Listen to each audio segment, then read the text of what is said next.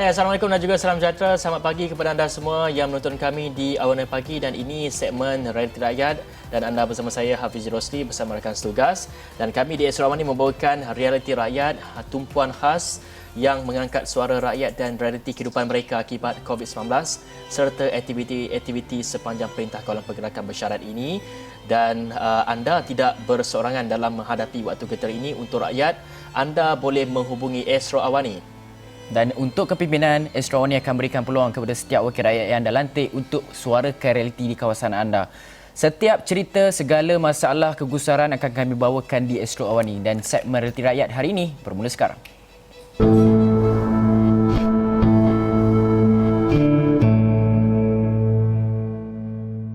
Industri pelancongan di negara kita akhirnya boleh menarik nafas lega susulan pelaksanaan Perintah Kawalan Pergerakan Bersyarat PKPB hari ini diganti pula dengan Perintah Kawalan Pergerakan Pemulihan PKPP yang membenarkan rentas negeri. Jika sebelum ini rentas negeri hanya untuk hal penting dan dibenarkan polis saja, dan kini masyarakat boleh bergerak secara bebas dan situasi ini bakal menyaksikan sektor pelancongan dapat diaktifkan semula susulan hampir 3 bulan sektor ini dilihat lumpuh hampir 100%.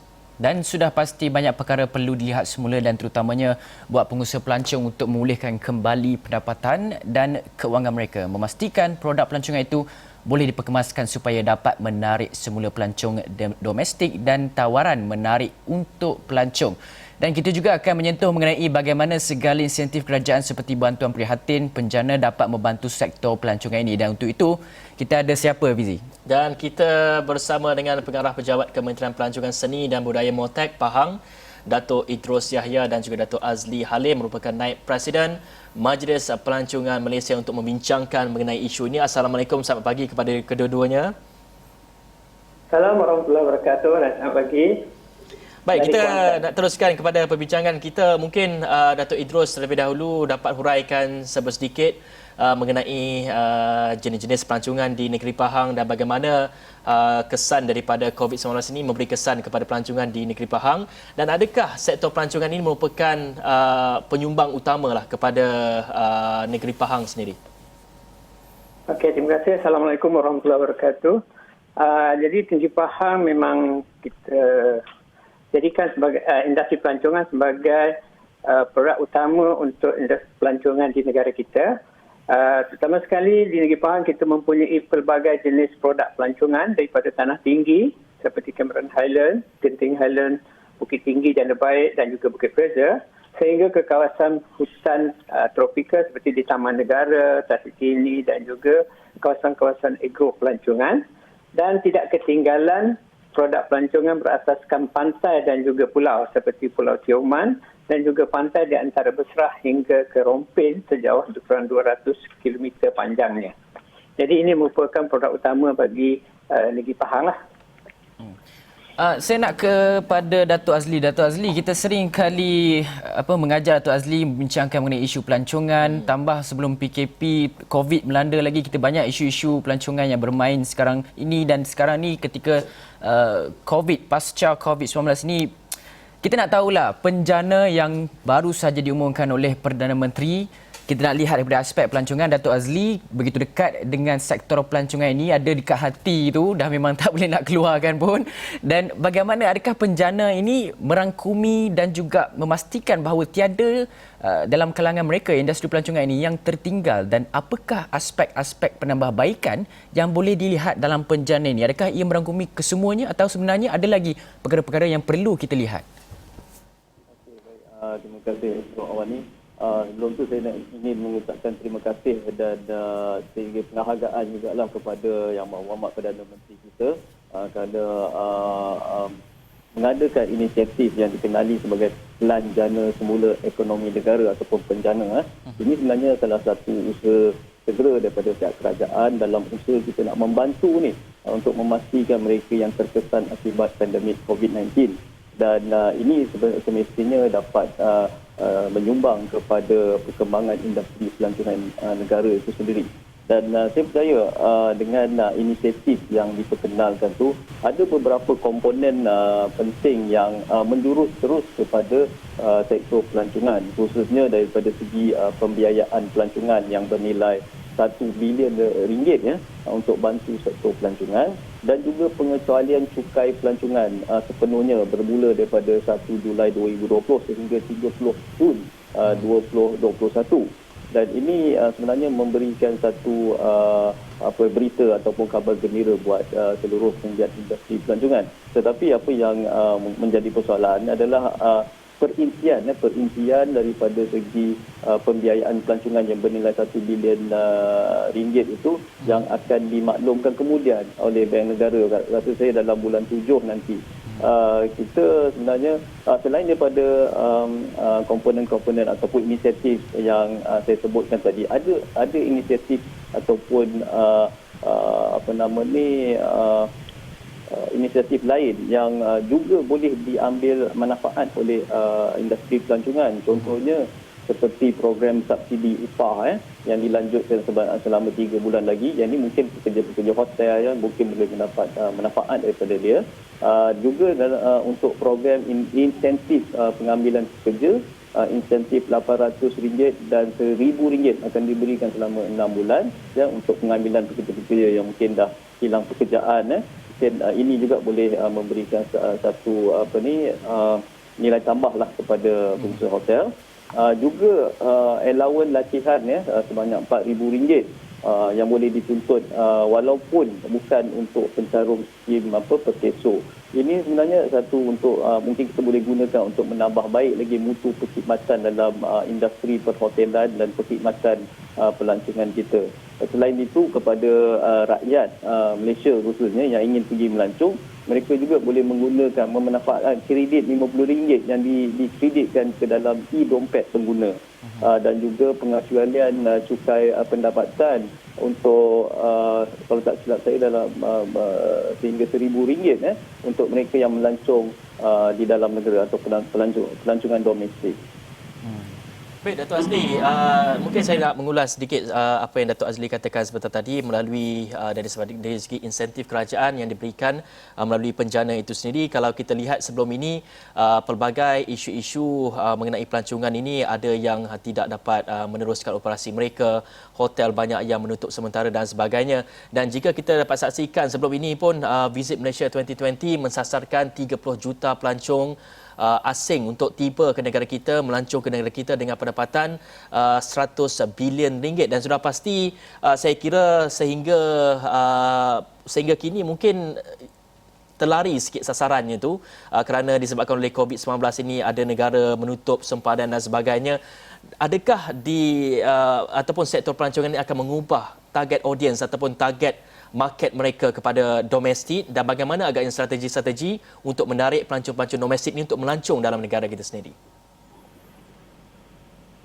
Fizi, tersasar banyak dah ni. Sebab apa, kalau kita tengok sini, memang target kita untuk tahun laut Malaysia adalah sebanyak 30 juta orang pelancong dengan nilai pendapatan sehingga 100 bilion ringgit.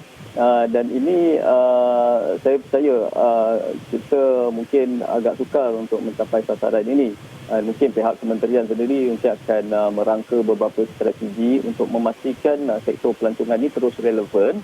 Tetapi dalam masa yang sama kita kena juga memastikan bahawa strategi promosi ataupun untuk mengembalikan balik sinar kecemerlangan dalam industri pelancongan kita ni tidak terhenti kerana masalah COVID-19 ini saja. Saya mungkin boleh menggariskan beberapa perkara penting yang mungkin boleh menyumbang semula kepada industri pelancongan negara ini. Khususnya kita nak memberi tumpuan kepada segmen pelancongan domestik, pelancongan domestik untuk pelancongan di dalam negara, yang mana dalam selepas 10 Jun nanti kita dah boleh memulakan aktiviti pelancongan domestik.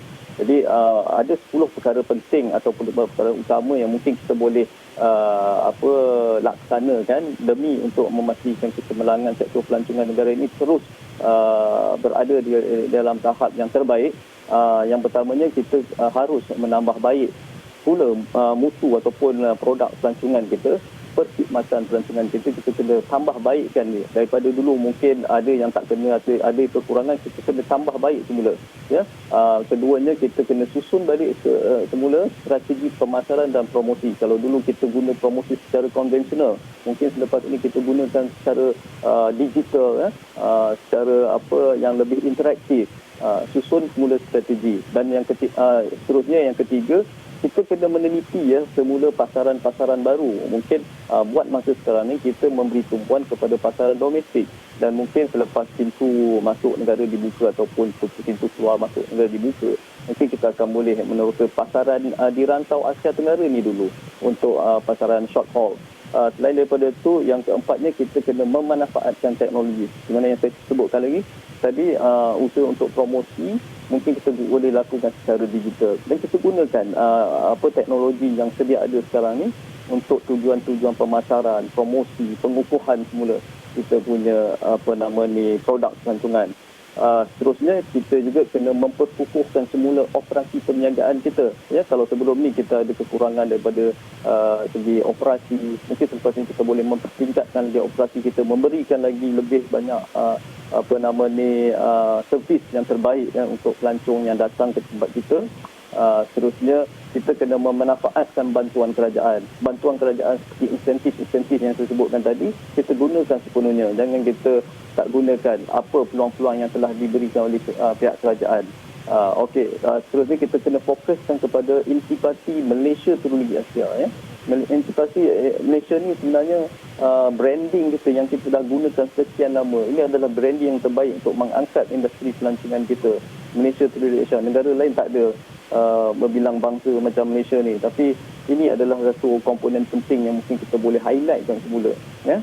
Selain daripada program cuti-cuti Malaysia lah yang kita promosi untuk program pelancongan domestik. Selain daripada itu, kita juga kena menjalinkan kerjasama dalam bentuk persaingan ataupun kolaboratif punya business. Kita kena kerjasama daripada tak semestinya hotel ni mempromosi produk dia, kita tak boleh promosi produk yang sama. Kita kena complement each other. Ya, selepas ni kita tak boleh bersaing secara normal. Lepas ni semua dah kena new normal. Jadi kita kena adakan jalinan kerjasama yang lebih baik. Begitu juga dengan pelaksanaan pelancongan yang bertanggungjawab. Ya. Sustainable tourism, responsible tourism, kita kena adakan amalan ini. Dan yang terakhir sekali, kita kena meningkatkan dan mengekalkan penyampaian kualiti perkhidmatan kita. Itu pandangan saya. Okey, baiklah, saya nak pergi kepada Dato' Idrus. Kita akan menyentuh mengenai dalam tempoh krisis ni rakyat sedang melakukan pembelian atau pembelanjaan yang berhati-hati, yang tu satu. Dan kemudiannya bagaimana sektor industri pelancongan di Pahang itu, adakah akan ada strategi-strategi tertentu, sebab kita ketika krisis ini kita dah tahu daripada bulan 3 dan mungkin daripada bulan itu pun dah ada strategi tertentu yang dirancang oleh industri pelancongan Pahang untuk memastikan bahawa kesan COVID-19 ini dapat kita minimalkan. Tapi sebelum Dato' Idrus menjawab soalan itu, mungkin kita akan pergi berehat dulu seketika.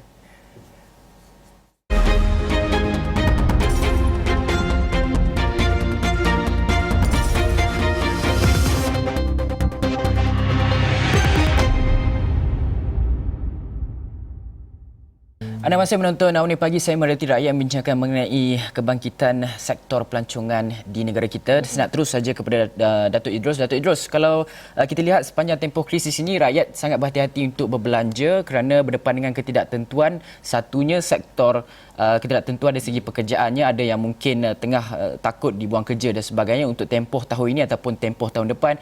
Yang keduanya adalah faktor-faktor kesihatan, kebimbangan mengenai COVID-19, penularan itu boleh berlaku semula sekiranya kita tidak berhati-hati.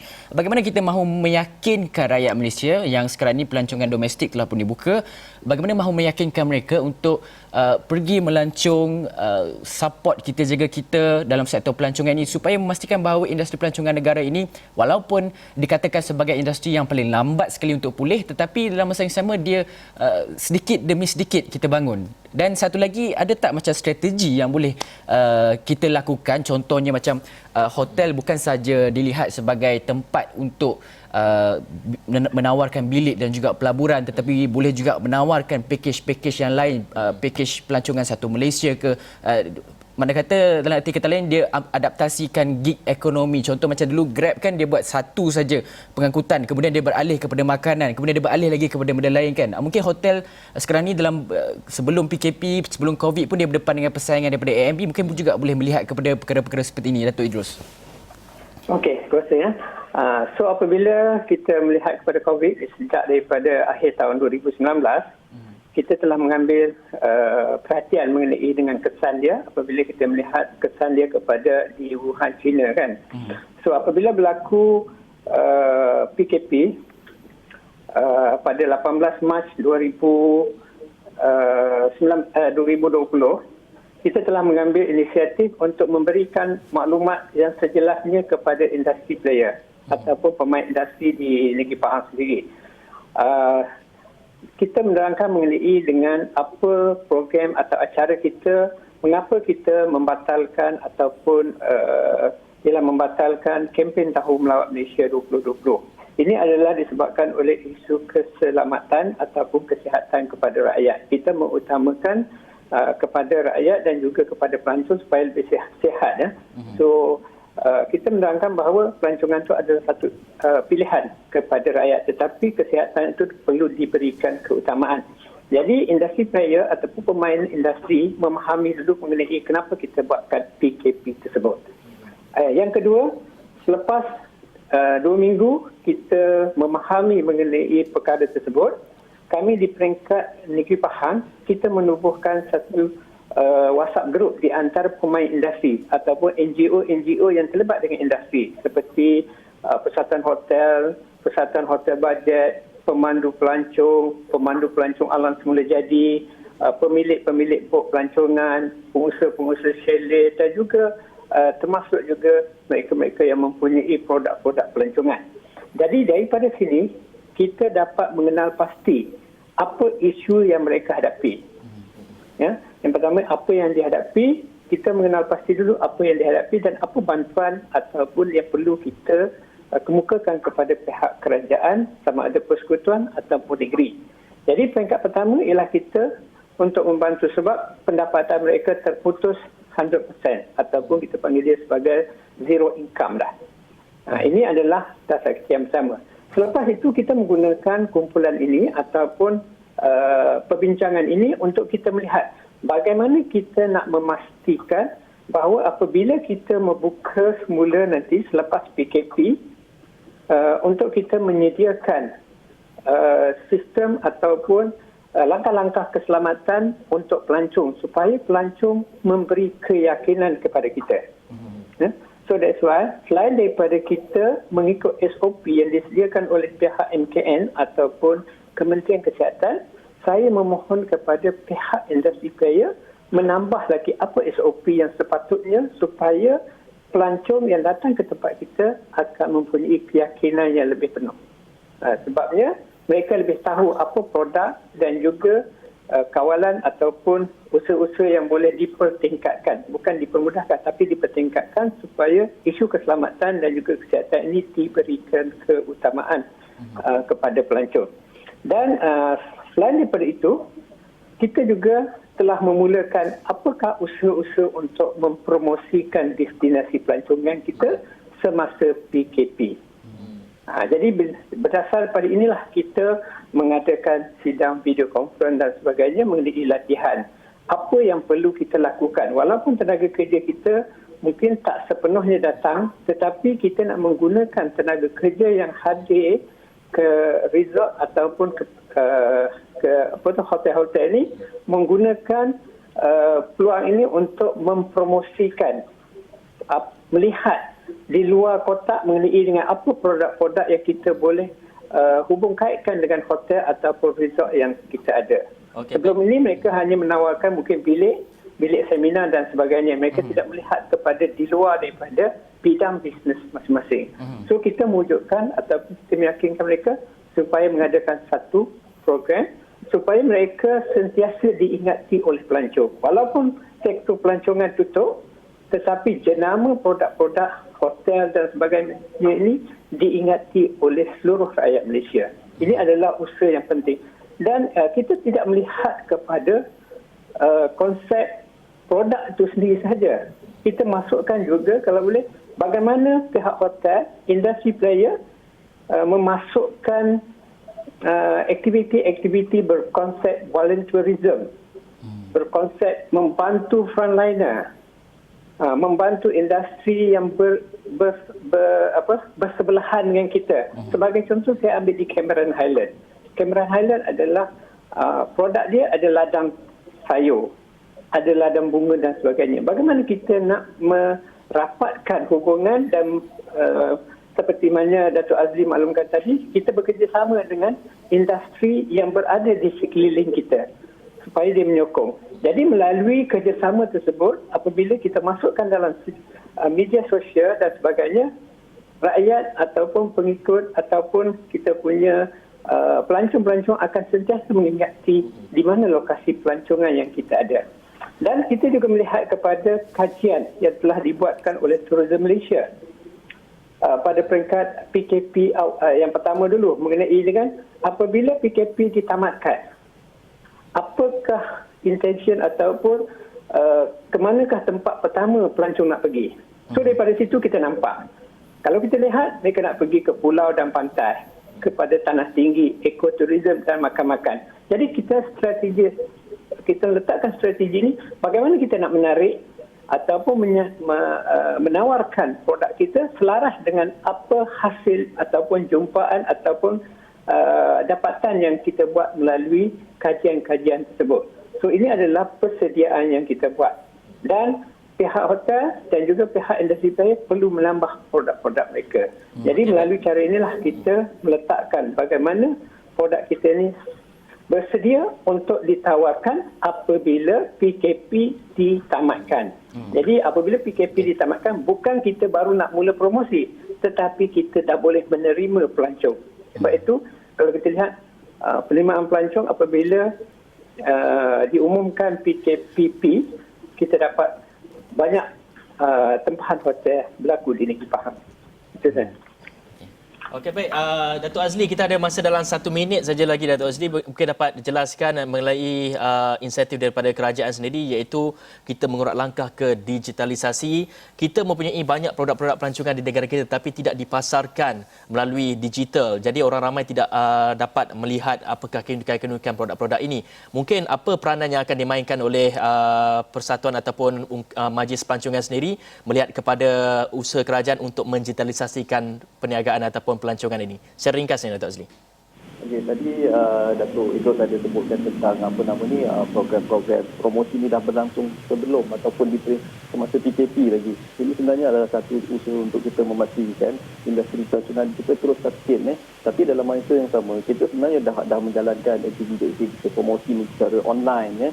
Di pihak NTC dan NTC sendiri pun ada mengadakan program seperti online experience. Ini sebenarnya untuk memastikan produk-produk pelancongan itu sentiasa mendapat tempat di hati rakyat.